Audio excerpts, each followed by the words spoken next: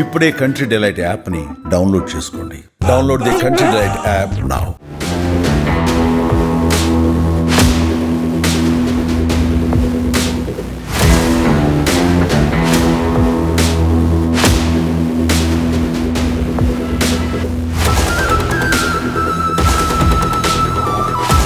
ఒక ఆకతాయి చేసిన పనికి విజయవాడ పోలీసులంతా కూడా బీసన్ రోడ్ మొత్తాన్ని జల్లెడ పట్టారు.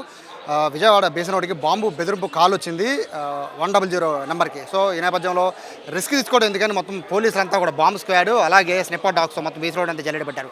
బీసన్ రోడ్డే కాదు రైల్వే స్టేషన్ కూడా మొత్తం అణు గాలిస్తున్న పరిస్థితి. ప్రస్తుతానికైతే బీసన్ రోడ్ మొత్తాన్ని కూడా క్షుణ్ణంగా షాపులన్నింటినీ కూడా పూర్తిగా క్లోజ్ చేయించి జనాలని లేకుండా పూర్తిగా బీసన్ రోడ్ మొత్తాన్ని కూడా జల్లెడ పట్టారు. బైకుల దగ్గర నుంచి మొదలు పెట్టుకుని షాపుల వరకు క్షుణ్ణంగా తనిఖీ చేసిన అనంతరం బీసన్ రోడ్లో ఎటువంటి బాంబు లేదని డిక్లేర్ చేసిన అనంతరం ఇప్పుడు రైల్వే స్టేషన్కి వచ్చారు. రైల్వే స్టేషన్లో కూడా తనిఖీలు చేస్తున్న పరిస్థితి కనబడుతుంది. ప్రస్తుతం ఏసీపీ ప్రేమ్ కుమార్ గారు. సార్ నమస్తే. బాంబు బెదిరింపు కాల్ వచ్చిందన్నారు, అంటే అన్నోన్ నెంబర్ నుంచి వచ్చిందా సార్, లేకపోతే అది వాంటెడ్ ఎవరిని చేశారా? అన్నోన్ నెంబర్ నుంచి వచ్చిందండి. మాకు మార్నింగ్ అవర్స్లో వచ్చింది.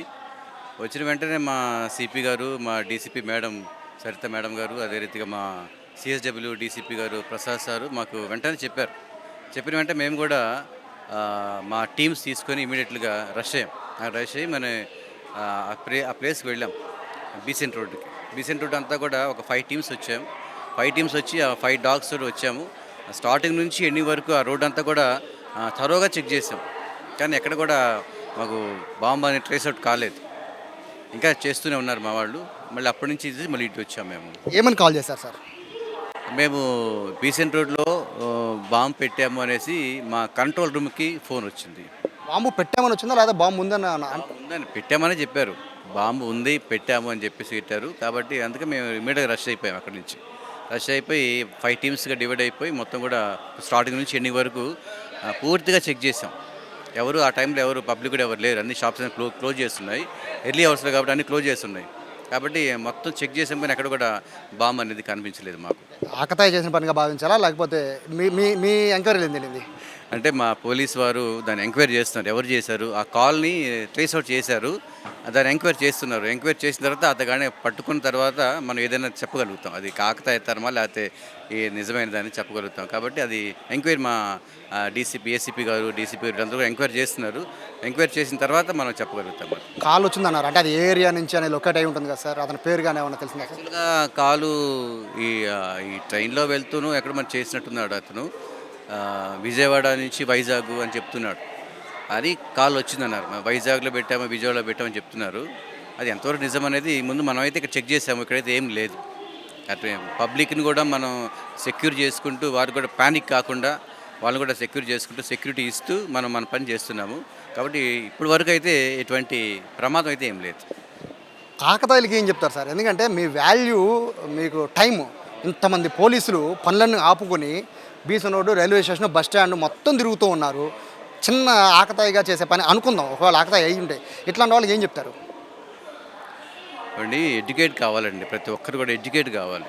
అంటే దేశం అంటే భక్తి, దేశ ప్రజలనే భక్తి, గౌరవము ఇవి మనకి రావాలి. ఒక యాజ్ ఏ పబ్లిక్గా, యాజ్ ఏ హ్యూమన్ బీయింగ్గా హ్యూమన్ వాల్యూస్ పెరగాలి మనకి. ఆ వాల్యూస్ పెరిగినప్పుడు మనిషి జీవితం అంటే మనిషి అంటే ఏంటి మనకు అర్థమవుతుంది. అలాంటి అర్థమయ్యే రీతిలో మనం కూడా ప్రతి ఒక్కరి విషయంలో కూడా ఎడ్యుకేట్ చేయాలి. ఎడ్యుకేషన్ చేస్తే ఇది అంతా కూడా ఈ కాకతాయి ఈ వ్యవహారం అంతా కూడా ఇప్పుడు మాకు ఎంత వాల్యూ, ఎంత సమయం వ్యర్థమైపోయిందంటే మాకనే కాదండి, పబ్లిక్ ఎంత ప్యానిక్ అవుతారు. మెయిన్ అది ఇప్పుడు అక్కడ పహల్గాం జరిగిపోయింది. పబ్లిక్ ఎంత దేశం అంతా ఒక్కసారిగా అట్టుడికిపోయింది ఆ భయంతో. కరోనా ఎంత భయంకరంగా మారిందో ఎట్లా అవుతుంది ఇప్పుడు ఇది కూడా. కాబట్టి ఇలాంటి పనులు ఎడ్యుకేషన్ వాళ్ళ మనసులు ప్రభుత్వం కూడా ఒక చర్యలు తీసుకుంటూ రావాలి. అంటే ఒక ఎడ్యుకేట్ చేయాలి. సినిమాల ద్వారా లేకపోతే టీవీల ద్వారా వాళ్ళకి ఇంటిమేట్ చేస్తూ రావాలి. చేస్తే మనకి ఒక గౌరవం అనేది పెరుగుతుంది. వాళ్ళకి ఎటువంటి శిక్ష పడుతుందో తెలిసి ఉంటే సార్ ఇట్లాంటి పనులు చేయరేమో, ఎటువంటి పనిష్మెంట్ ఉంటుంది? ఎటువంటి పనిష్మెంట్ అది చట్టం చూసుకుంటుంది. చట్టం తన పని తాను చేసుకుంటుంది. కాకపోతే ఇటువంటి విషయాలలో మనం కొంచెం జాగ్రత్తగా ఉండాలి. ప్రతిదాన్ని కూడా అంటే కొంతమంది నాన్ ఎడ్యుకేట్ చాలామంది ఉంటారు. ఉద్యోగ వృత్తి లేక చాలామంది తిరుగుతున్నారు. కొంతమంది కొన్ని విధానాలకు వ్యతిరేకంగా తిరిగే వాళ్ళు ఉన్నారు. వీళ్ళందరూ చేసే పనులు ఇవన్నీ కూడా అంటే ఒకటేంటంటే సమాజం మీద గౌరవం లేదు, పబ్లిక్ మీద గౌరవం లేదు. ఇలాంటి వారు ఇవన్నీ కూడా చేస్తున్నారు. కాబట్టి వాళ్ళని మనం కంట్రోల్ చేసుకుంటూ తరుగా వాళ్ళందరినీ కూడా ఒక సిస్టమేటిక్గా తీసుకురావాల్సిన అవసరం ఎంతైనా ఉంది. ఇప్పుడు ఎక్కడ బేసిన్ రోడ్ అయిపోయింది సార్ రైల్వే స్టేషన్. సో ఇంకా అంటే ఇక్కడ రైల్వే స్టేషన్కి ఎందుకు వచ్చారు సార్, రీజన్ ఏమైనా ఉందా? రైల్వే స్టేషన్ కూడా మనం త్వరగా చెక్ చేస్తున్నాం.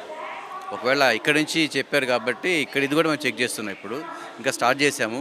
ఈ 1 ప్లాట్ఫామ్ అయిపోయింది, ఒకసారి చెక్ చేసాము ఆల్రెడీ, మళ్ళీ సెకండ్ టైం మళ్ళీ చెక్ చేస్తున్నాము. ఇక్కడ కూడా ఏమీ కనిపించలేదు మాకు ఏది కూడా. అది అసలుకైతే 5 టీములు తిరుగుతున్నాయి.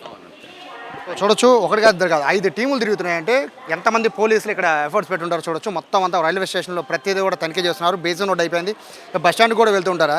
ఒక ఆకతాయి చేసిన పని, అది కూడా విజయవాడ రైల్వే స్టేషన్ నుంచి ఒక కాల్ వచ్చినట్టుగా కూడా ఎంక్వైరీ తెలుస్తుందని చెప్తున్నారు. అతను పట్టుకోవడానికి కోసం ప్రస్తుతం పోలీసులు అయితే ప్రయత్నిస్తున్న పరిస్థితి కనబడుతుంది. ఆకతాయిలు ఎవరైనా కూడా ఇట్లాంటి విషయాల్లో కనుక ఒక సరదా కోసం లేకపోతే కావాలని ఆటపడడం కోసం ఇట్లాంటి చేస్తే కనుక ప్రజలు ప్యానిక్ అవ్వడం కాదు, పోలీసులు తిరగడమే కాదు, మొత్తం సమయం అంతా వృధా అయిపోతుంది. ప్రజలైతే ముందు భయభ్రాంతులు గురయ్యే పరిస్థితి ఉంటుంది. కాబట్టి ఇటువంటి పనులు చేయకుండా కఠినంగా చూడాల్సిన పరిస్థితి అయితే ప్రభుత్వాన్ని తీసుకోవాలంటున్నారు. అలాగే పోలీసులు అయితే ఉన్నా లేకపోయినా ఖచ్చితంగా railway station, bus stand, BC రోడ్తో పాటు ముఖ్యమైన అన్ని ప్రాంతాల్లో కూడా ఖచ్చితంగా తనిఖీ చేస్తామని చెప్తున్నారు. ప్రస్తుతానికి అయితే ఆ బాంబు కాల్ అయితే ఫేక్ అన్నట్టుగా కూడా అధికారులు చెప్తున్నారు. కెమెరా పర్సన్ కృష్ణతో సాయి, సుమన్ టీవీ, విజయవాడ నుంచి.